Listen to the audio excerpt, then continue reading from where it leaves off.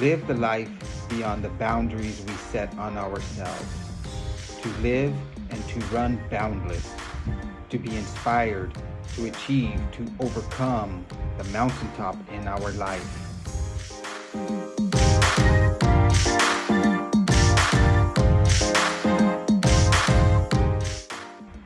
Embrace the journey, become boundless.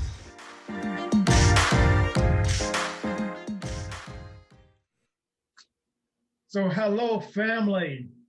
Welcome to another episode of the Live, Run, Boundless podcast show.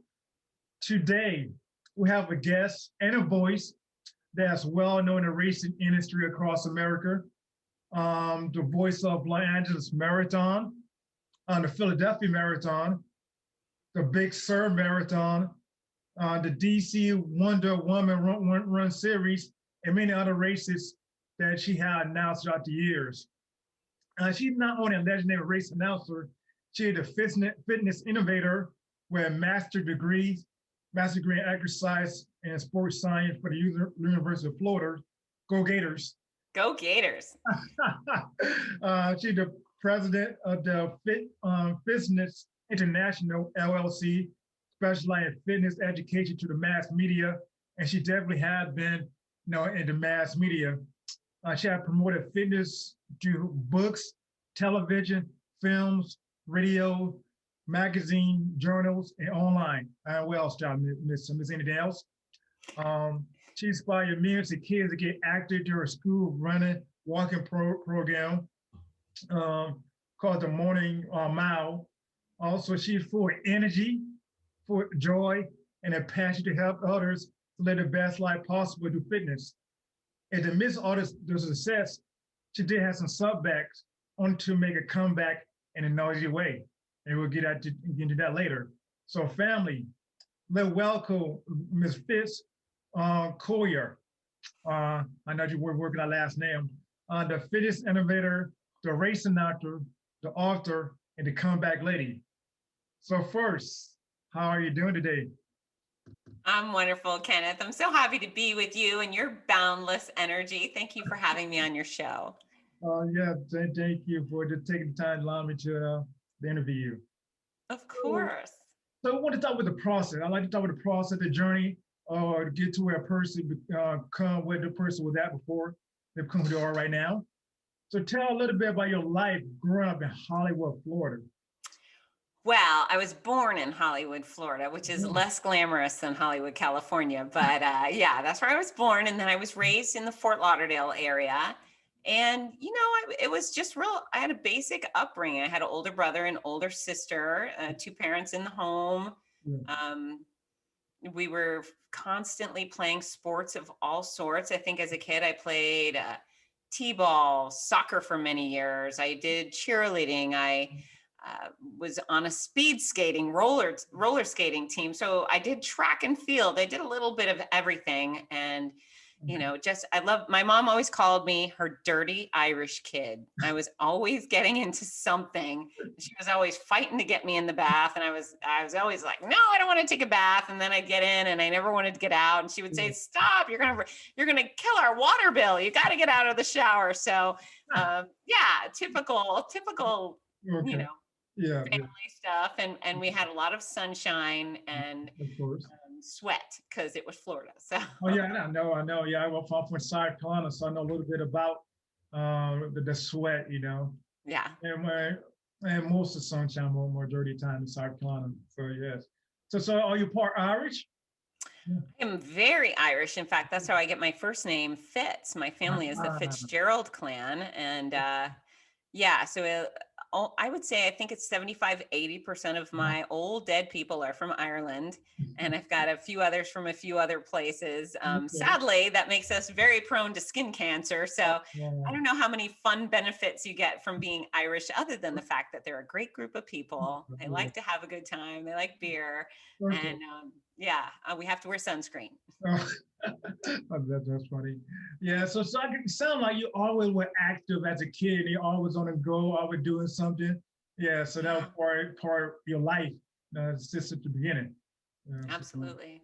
So that would come to my next question. With fitness always part of your life. You know, that's something just like your family ingrained to you, or that's something just like you know, I know. Yeah, my parents just had us enroll in sports, and I was significantly younger than my brother and sister, and they were always on the soccer field or playing football or cheering, etc. So I just wanted to follow suit. And so when it was my turn to register for a team of any sort, I just went with the flow. And I wasn't necessarily great at everything, but I participated, and that's, sometimes all that matters. Oh yeah, definitely did participate. That's the biggest thing. A lot of you just know you're going it out there and doing it, you know. Yeah. Yeah, and my mom always says, I know that if you're playing sports, you're not outside doing drugs or getting into Yeah. trouble. So I was like, Yeah. okay, it's always about not doing drugs, but No. but she was right. When you have kids involved with athletics, they're far less likely to get involved with trouble. So, Yeah, definitely. Yeah, so it can't keep a lot of people out of trouble, you know. So mhm. definitely. Um, and we all do fitness. Being a race announcer, that's something you know that will part of you. You know, I know how would I say it. That was that was your calling when the process you become a race announcer. So, teaching fitness is my calling. That's who I am at the core, helping people live better and longer by making fitness understandable and attainable and fun Mm. is 90% of my heart when it comes to my profession. I love teaching fitness. It's who I am. However, race announcing is something that I love doing. Okay. And it's become a tremendous part of my career. And so, for anyone out there who doesn't know what a race announcer is, I host pretty large events because the smaller events don't really have a budget for a professional announcer. Yeah. So, my smallest event, I think, is 2,500 athletes. My largest Okay. is close to 30,000 athletes on race day. Yeah. So I get a big chunk of people. And what happens is as they start showing up in the morning, I'm usually there on a tall tower with a professional sound system and sound guy, and I have great music playing. And Yeah. I welcome all of our athletes and I tell them where to put their stuff, and I get them organized and engaged. I inform them about the course they're about to conquer, any other information they need to know. I plug sponsors. And then I entertain and I make sure everyone's having a really fun time, and Yeah. everyone should feel like part of a team. I want them all to feel welcome and wanted. And then I whip them into a frenzy and Yeah. I yell go, Yeah. and then they leave me, and that makes me sad because we were having so much fun. But then I move over to the finish line stage, Okay. and then the runners start coming home after they've finished their course. And then it's my great pleasure to welcome each of them in through the finish line, quite often by name because of technology. And, my job is not only to make the winner feel like the greatest winner of all time. I want to make sure the people in the back of the pack, the final finishers, I want to make sure that person also feels like they won the race. Cause I respect the speedsters and the athleticism that it takes to finish these races quickly, but my heart is with the back of the pack. I love the strugglers, the people that, they're overweight or they're fighting illness or injury, or they've never done it before. It just really, I'm so proud of them, and I'm so grateful that they've given racing a go. And when I talk about runners, I'm not, maybe 20% of all the people in any race are actually running the whole time. You get a good 60% of people that are both running and walking, taking turns. And then there's a solid 20% of people who do nothing but walk. They never once bend their knee. They never once propel themselves off the ground. They just have a comfortable stride and they get to point B, and that's all that matters. Yeah, definitely not. Yeah, just I mean, as long as you're just getting out there and just making an effort to do something. Yeah, that's it. It's not complicated, and you requires very little equipment or skill to just walk forward. So we have a good time. I love my running community. That's great, So I know being a race announcer had take you across the U.S. From Southern California, the East Coast. I know I kind of look out where do some more research on you. I know that you've done some race announcer in OC for the OC Marathon. OC Marathon every year since 2014. I love it. Okay, I'll probably hear your voice because I've done one race in OC. So yeah. How long ago? Oh man, I gotta look back. Man, maybe it's 4 years ago, maybe. Okay. So I was probably there. If you remember there, a noisy woman, That was me. I am the noisy woman of the OC Marathon. Oh, that's cool. Yeah, I would look at that and say, oh man, she did an OC marathon? Like, wow. Hmm. Okay, that's pretty cool. Yeah, in fact, OC Marathon was the very first race I ever announced. Oh, awesome. Yeah, yeah. So I have there's a very special place in my heart for OC and that race organization and the race director. Okay, that's great. Um, Shout out to the OC Marathon, the race director over there. Yes, That's right. Um, so taking like the places you've been to, what's some of your favorite places that you have visited so far as a race announcer?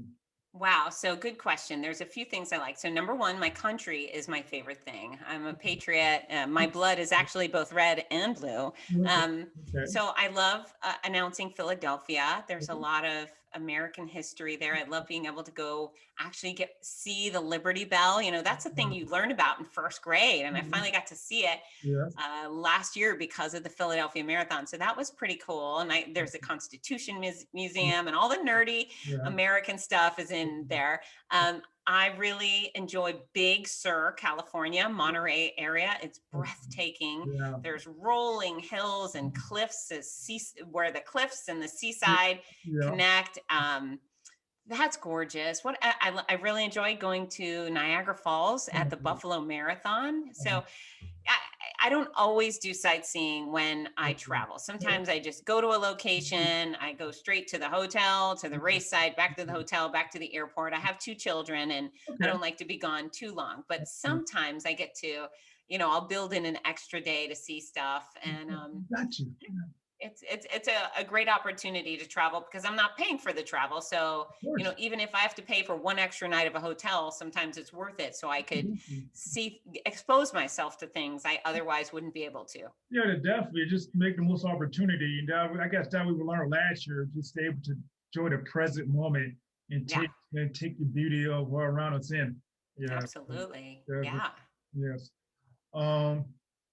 So being a race announcer, also from like having your company.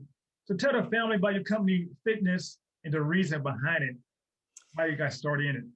Yeah, so I had been teaching for gyms and health clubs and things like that in my teens. Okay. And then I moved on and I taught fitness on a cruise ship over in Europe for a few months. And I came home from that during college and there was a TV producer that was having auditions for a TV show and I auditioned and he chose me. And I really found that I loved the ability to reach strangers, so as I would, I had the show on air and then as I would go places, strangers would tell me that they loved the show and I had helped them. They had lost X amount of pounds or they were getting much fitter. And so I really started falling in love with the mass impact. That's what I wanted. I decided, teaching to 50 people in a gym wasn't enough. Okay. I wanted millions. I wanted thousands, whatever a television or radio could bring to me. And so I graduated college and I ended up going back to get my master's degree just because, as a fitness professional, I manage people's hearts, their lungs, their joints, their spinal columns, and that's pretty important stuff. And I decided that if I'm going to do this as an actual professional instead of just having a job, I needed to know the most I could. So at first I could do no harm. Okay.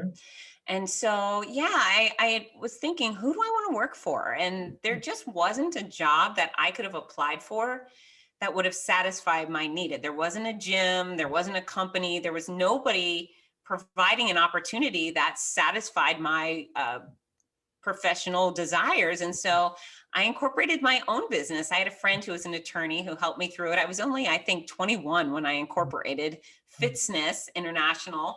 And I chose the name Fitzness because I guess, I don't know, it might have been 20, but when Fitz blended directly into fitness, I thought, okay, this is genius, Fitzness. And that became my brand. And then I threw the international in there because I had my sights set on the world. I wanted to teach globally. I didn't want to just teach to the people in Gainesville or Florida. I wanted to get my hands on as many humans as possible, wherever they were. And so I'm very fortunate. I have customers, clients, and followers all around the world. And it makes me happy.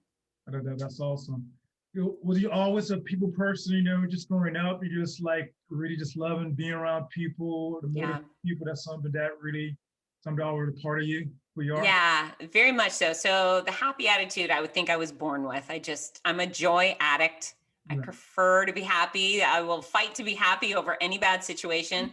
When I was little, my mom used to say, "Stop being so friendly. You're going to get yourself killed. Stop saying hi to everybody." And so, yeah, I just love people. I genuinely care about almost everybody. And so it's a little bit of a, I don't know, maybe a weakness, but I think it's a positive. Yeah, yeah, definitely. I consider myself like, connecting with people, and just, be around people, and just able to have, you having a platform to be able to reach people, around the world. And just, I like to use that platform the same way, so definitely. Well, that's one of the great gifts of coming on your show is now I get to connect with your audience and hopefully help them do better and be better too. It means a lot to me. So thank you. Yeah, so definitely. Um, and speak with people also, you love the kids, you love the kids. Desperately. And you work in helping millions of kids around the world to live a healthy lifestyle. Since you've been doing that, what brought you the biggest joy in helping kids around the world? So, I just love kids. I mean, who doesn't love babies, right? Or children. And I connect well with them because they often like to have fun too. Okay. But in all seriousness, as a fitness professional, I truly believe that if we can teach kids young, Yes. healthy habits, they'll never get to that point in their 30s where they look in the mirror and say, "Oh crap, what have I done? Yeah. I need to lose weight." And if I can teach parents not to start their children off with terrible habits, how many little kids have um, soda in a bottle or a sippy cup? It's horrific. Kids, some people say, "Oh, they're kids, they can eat anything." No, they're little growing bodies, and Yeah. growing requires a lot of Yeah. effort. And so if you give your kids nutritious foods, Yeah. then their brains will develop properly Yeah. and their bodies will develop to the best, and they'll be able to perform and play and not be sick. And so Yeah. I definitely think if we could start kids off on the right footing, then they have so much greater life expectancy Yeah. than had they not, and not only length of life, but quality of life. Quality of your life. Yeah. Because you want to live a long life. We want to live like a quality of long life. You want to, be healthy, best you, be vibrant, and just do That's right. your part, to be your best. Yeah. Yeah. So when I go to a school and I talk to kids, I always say, "Who wants to only live until they're 30?" And hands don't go up. Okay, who would like to live till they're 70 Yeah. or 80 or 90 or 100? And the hands go up, and I say, "Okay, who wants to be 100 but stuck in bed all day?" Yeah. And then they say, "No, that sounds like no fun." Okay, well, who would like to be the breakdancing grandma or the breakdancing grandpa? And then all the hands go up. So they get it. It's one thing to live a long time, but if you're not having any fun Yeah. and you feel bad all the time, what's the point? And so I teach them that if you keep your body moving, Yeah. hopefully you'll never have to stop. If you watch what you put in your mouth and don't make your body sick, it will keep allowing you to do those wonderful things on your agenda. Yeah, definitely. You definitely got to get them at a young age, and just ingrain in them to live healthy, to eat healthy, to do That's just right. have And that they don't mindset. they don't have to be perfect. They just have to Yeah. make mostly good choices. Yeah. It's pretty basic. Yeah, definitely, of course. Um, yeah, so that's great. What you're doing. So how long you been working with kids, helping kids to live a active lifestyle? How long Uh, have you been doing it? since I was 15 years old. So when I was 15 and I started teaching fitness, I instantly started volunteering to present to Girl Scout troops and girls and boys clubs and things like that. Oh, okay then. And it's still going strong. Oh yeah. Okay, that's great. In the midst of just doing all of that, with the kids, working with adults, being a race announcer, or we all had some setbacks in life. And so recently you came out with a book called My Noisy Cancer Comeback. So tell the family a little bit about the obstacle, the hill in your life and making that comeback. Yeah. So in December of 2018, I went in for my annual mammogram and walked out with a clean bill of health. Less than 7 weeks later, at a hotel bathroom on a race weekend, I came out of shower naked and I rubbed my underboob. I had an itch, thank goodness. And I felt it. I felt like a bean. in my breast, and I went, oh no, there it is. I knew exactly what was going on. So this is an important thing. I did not delay. I did not call my mom. I did not call my girlfriends and cry. I didn't Google it. I just picked up the phone and I called my doctor and I said, hey, I found a lump. Can I come in? And they got me in instantly that Monday. And a few days later, I had some scans and a biopsy. And a few days later, I had a diagnosis of breast cancer. I had a size E tumor and at least 3 infected lymph nodes, which is pretty significant for less than 7 weeks between the clean scan. So, my quick action on my own behalf was definitely part of my survival. If I had waited till the follow-up mammogram, I'd be dead. There's no doubt. So, I ended up with 21 rounds of chemo over the course of 15 months. I had 33 rounds of radiation. I had a few surgeries, and I'm very happy to say that I am cancer-free and I'm on the comeback, but it was a really rough road. Although the road also had a bunch of highlights in it. I chose to continue with my career no matter what happened. And I decided before they even put 1 drop of chemo in me, I said, I'm not missing out on my races, my events, my athletes. I will be there and I will perform as expected.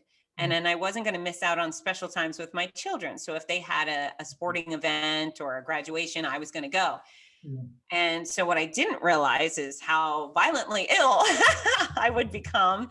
And I was all the things. I was super sick. I was bald. I was gray. I was a little loopy at times, but I got on over 20 flights leaving Gainesville, Florida to head out to announce some of the biggest and best races in the entire country. And no matter how sick I was, no matter how many hotel bathroom floors I slept on, when I stepped on my stages, because of all the love I have for those runners and the adrenaline they provided, it was like someone hit my on switch, and I went from being this desperately ill person to a vibrant, noisy, bossy race announcer, and I was able to perform at full speed, and it was awesome. There were moments of incredible awesomeness amongst months on end of sickness and pain and suffering. And, I would get on a plane in Gainesville. I'd fly always to Atlanta first and then off to my destination. But OC Marathon,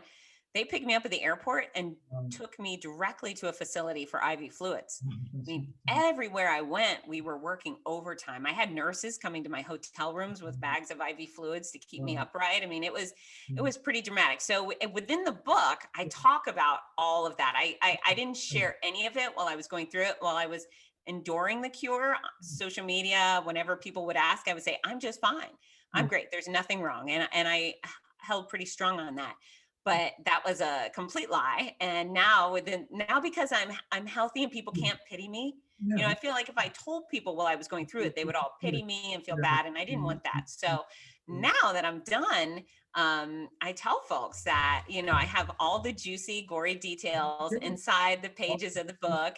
And, there's some sad stuff, but I really think it's filled with mostly laughter because cancer can be funny. And when you're a part of a minority group, you can pick on yourself. So I can pick on women and that's okay. Within cancer, I can pick on cancer, right? I can pick on cancer treatment and the experience. Cancer was it was horrible and the treatment was horrible, but there were also some really comical things that happened that would blow most people's mind. So the book is full of that. Gory details, juicy, funny stories. One of my chapter titles is called The Bright Side of Poop on My Face. And that happened. And another chapter is called When Things Go Wrong, Don't Go With Them, Naked in the Airport. And that's another thing. I ended up naked in the airport one day because of my cancer care. So it's a fun cancer story. And I hope that anyone newly diagnosed will have it as a manual for getting through treatment with a smile. That's great. So during that time, and you mentioned about like the race director, people the race kind of pick you up at the airport, help you, with your treatment. That support system. Yeah. What does that mean for you when looking back on it, to have that support system during that time? I truly believe that the running community was a part of my cure. If I didn't have that outlet, that support, that source of joy, I'm not so sure I would have made it through so well. Yeah. The running community in general stood by me. My employers, my race directors never once hinted at not wanting me to come because I was bald or sick. They just Yeah. trusted me. They said, we want you. If you feel good enough to come, we want you here. My runners would show up with sweet, thoughtful gifts, not only presenty like blankets and hats, but sometimes they would show up with umbrellas and snacks because they were worried about me being outside in the cold. And so the running community, they just, I'm, you know, my job is to take care of them, right? I'm a service provider. I help them stay fit. I help keep them happy. That's what I do. But last year they turned the tables on me, and they really supported me. And not only did the running community support me and my family, but strangers. I never wore a wig or a hat to hide my head. And so I roamed airports bald, you know, and you see a little lady bald, usually she's the poster child for cancer, right? So I didn't wear pink ribbons. I didn't wear any sort of shirt that said breast cancer survivor. I never did that.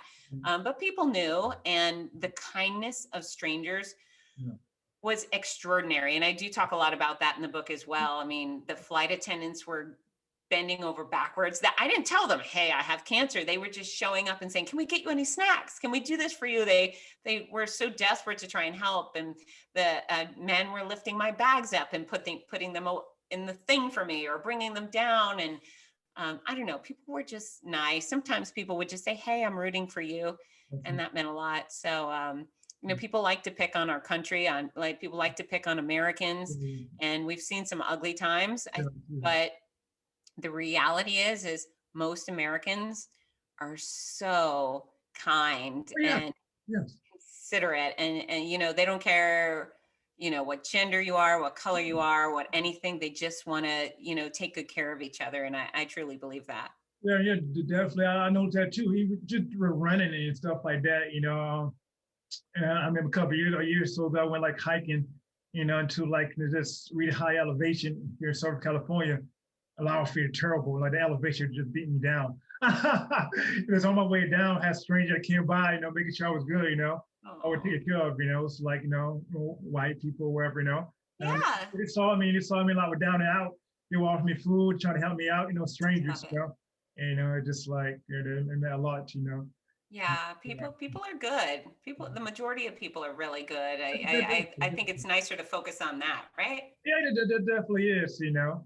You know, just to share more, to have more light, you know, the light shine out of darkness, and that's what we need. Right. You know, so that's cool. That's great. So are you cancer free now? Yeah. I am cancer free. I actually just had a follow-up appointment with my oncologist today. I've been going every 3 months since I stopped chemo, and they said, yeah, you look great, and I feel healthy. I'm not as strong and athletic as I was before. I lost about 13 pounds of muscle. And so I'm working really hard to put that back on. And I think once I have all of my muscle back, I'll be able to run as far as I used to. I put back 7 pounds of muscle, and I feel good. You know, that's a good start. But the process. Yeah. And I actually enjoy having a goal. And interestingly for me, my goal is totally attainable because I'm just trying to be the other version of me. You know, I'm not trying to be anyone else or whatever. I just want to look like Fitz Koehler in February of 2019 and perform the way she did. And I know I can do it. Okay, now, I mean, you know, yeah, you're racing now, so you do all that. So running. So like we was running like how many miles, or like, you know, marathon and half marathons, or what? So run tons of half marathons, and my ability, because I always stay so fit, is I could always pop into a half marathon at any time without training for it. Oh, man. And so I wasn't going to win any of the races, but I was always fit enough to go at least 13.1 miles. Okay. And so my training is diverse. I love to run. I love to walk. I love swimming. I swim a ton of laps. My actual passion with exercise is I love strength training. I love dumbbells and cables and machines. That's my favorite form of exercise. But yeah, I like to do it all. I think, and I know it's all important. I know it's important. Oh, you're the fitness innovator. I'm actually an expert. Yeah, in this area. You give me some tips, you know, how to do that. That's awesome. And now I can kind of talk about a little bit what keeps you going when life does get tough, or you don't feel like up to the challenge sometimes. What's your why? What keeps you going? So it's interesting when sometimes when people are hit with crisis, right? Whether it's illness, injury, or other, Mm, they reevaluate what they've been doing and they go in a different direction. mm, My crisis just solidified the foundation I was standing on. I knew for certain that I was in the right profession. okay. Why? Because no matter what was wrong with me, I was willing to fight to go do that profession. I wasn't going to let anything get in the way of me and teaching fitness or hosting those events. I also knew I was surrounded by the right people. Okay. Sometimes crisis strikes and you look to the left and you go, Yeah. oh, I shouldn't be with that person. Yeah. Yeah. So yeah, I love what I do. And I'm a hunter. I like accomplishing things. I want to do more of it. And yeah, I'm not satisfied. I'm proud of everything I've accomplished. And my resume, as you've seen, is Yeah. ginormous. Oh yeah. And there's not a lot of people who've done as much as I have in the industry. However, Mm. I'm just scratching the surface. All right. All right. I want to keep shaking the trees and letting people come out, and I want to help them too. More corporate speaking, more television work, more books, more races. I want it all. You know, okay then. Yeah. Awesome. Yeah, life is short, so you got to make the most out of it, And Absolutely. I guess what you've been through last year, kind of help, kind of like really, I guess you have you really realize that, you got to embrace, the moment. Well, one of the things I liked about you instantly is when you told me you just recently went back and got your degree. Yeah, That a few years that's ago. a Yeah. that's a big deal. You don't have to only do it when you're 18 and No, 22. no, I think it shows so much discipline and determination as a grown-up to go back and say, no. this matters, I'm getting it done, and then utilizing it. So that's exciting. Yeah. We're cut from the same cloth. Yeah, maybe. Yeah. I'm gonna say thank you. Um, and so, what is your next step in your journey in your life? So next up, hopefully the running industry comes back to life and I get back to doing what I do because I miss it very much.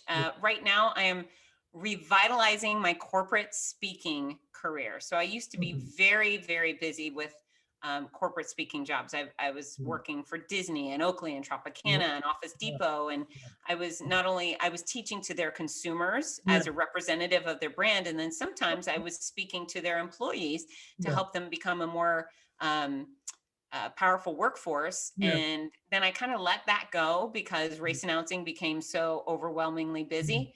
Wow. But now I've turned my attention back towards corporate America because they are still doing virtual presentations and they're actually going back to live conferences now. And so, I was foolish to let it go before, but I've already been booked for a decent amount of speaking engagements moving forward. So yeah, just, I'm always up for the next opportunity. Okay. Always. There you go. And also, you got to try to work with some celebrity throughout the years too. And, yes. Many. Yes. How that been? How that experience like for you? Work with some of the likes of celebrities. So a couple things is I'm not actually celebrity crazy. So there's very few that I would come across that would make me weak in the knees. There's maybe a couple, but not too many.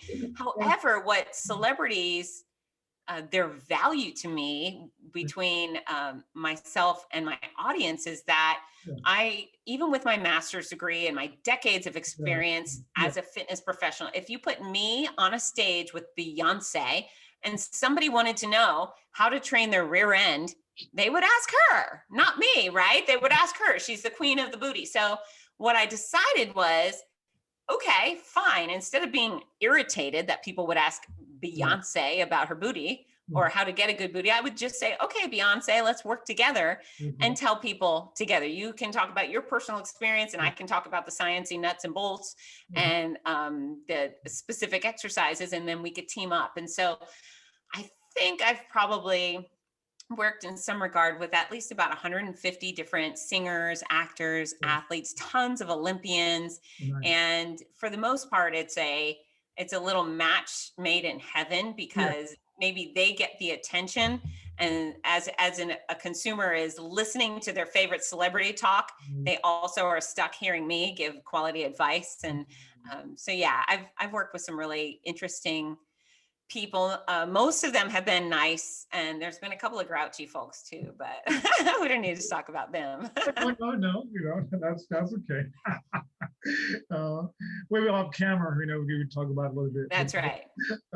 That's cool. Actually, I can tell you, one of the dancers from Dancing with the Stars, there was a female, and man, she was a jerk. She just was a jerk. I was calling to say, what's it like to be a dancer, doing this interview, and she was just,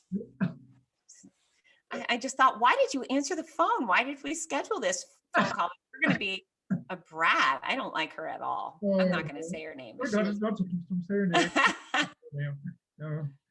Okay, that's funny. That's funny. So, but that's cool. All of that, just I really close to the end. What's your boundless thought or motivation in a few words? My boundless thought or motivation. Life is important. Health matters. And I think this year has very aggressively shown people how much health matters. I've been preaching it for years, but the fact of the matter is, if you exercise often and eat wisely and get that sleep, when faced with crisis, you often won't be affected by it at all, or you will rebound and recover quickly. Now, with COVID, we know that the older population is at risk, and they're older. Who can blame them? Good for them. They've earned their age. Yeah. But then there's a bunch of really young people who have put themselves in a horrible position because they're obese, or they've earned type 2 diabetes, or they have heart disease because they haven't exercised or eaten wisely. And now they're in a high risk category. And so there's always been this thing called comorbidity, which basically means if you go into a hospital for any simple procedure, let's say appendix, you're getting your appendix out. If you are obese, you're twice as likely to die during that procedure. If you have type 2 diabetes, you're twice as likely to die. Heart disease, cancer, the same thing. And so your health matters. It always did, but hopefully now you understand the importance of of avoiding a high risk category, right? It's not just about the way you look, it's about the way you feel and the way your body performs, and about the way your body fights back when faced with adversity. And so whoever you are, wherever you are, what I want you to do is focus on doing better and being better. Just continuously poke that or push that envelope a little further. You eat some more fruits today, some less of the junky foods today, less soda, more water. You walk further, you dance more, you do a couple push-ups here and there. And I'm not asking anyone to do a marathon. Nobody has to do a marathon to be healthy, but you do have to watch what you put in your mouth, sleep often, and get a wide variety of exercising that's challenging to you. So the rule for boundless living is to take good care of yourself, because if you don't have your health, you truly have nothing. Yes, definitely. That's awesome. I love that. Yeah. So thank you for that. And so where can people follow you at? If you want to Great question. So my home base for everything is Fitzness.com. It's Fitzness.com. You can find great workout videos for free recipes, articles, all sorts of things there. There's a bunch of information on me, who I am, race announcing, my speaking. If you want to buy my book, you can buy my book, hardcover, paperback, audiobook, and ebook. You can buy it anywhere they sell books. However, if you come to Fitzness.com, all of the books sold at Fitzness will be autographed, and you can tell me who to sign it to. So if you're buying it for your friend who now has brain cancer or whatever, you tell me that, and I will say, "Dear Bob, I'm rooting for you. Love Fitz Koehler," or whatever. And then I also include a fun gift with purchase, the I Can Do Hard Things sticker for everyone as a reminder of what they're capable of. And then I'd love for you to follow me on social media. I am at Fitzness on Instagram, Facebook, and YouTube. And not only follow me, but please reach out and say that I'm Ken's family member. I want to talk to you. I want to say hello. So that would mean a lot to me if I made some new friends via this effort. Definitely, hopefully, you will, I appreciate you taking the time out, to join me and join the Live Run Balance family today. I know you got lots going on, but I definitely just much gratitude, for that. I'm so happy to have you as a new friend. You're adorable. I love you. You're so cute. Great smile. Gotta get my mom. I got it from my mom. I like to tell people. Well done. That's great. So again, thank you, Miss Fitz, Koehler. Yes. Good job. Yeah, Koehler. Well done. I had to think about it for a little bit, and for joining me and Live on Boundless family today. Thank you, Live on Boundless family, for joining me for another episode of the Live on Boundless show, and live a life beyond the boundary that you set on yourself. I believe Miss Fitz, she have done that. She has a setback, but she had to make a noisy comeback and still going strong on today. So thank you, everyone, and until next time.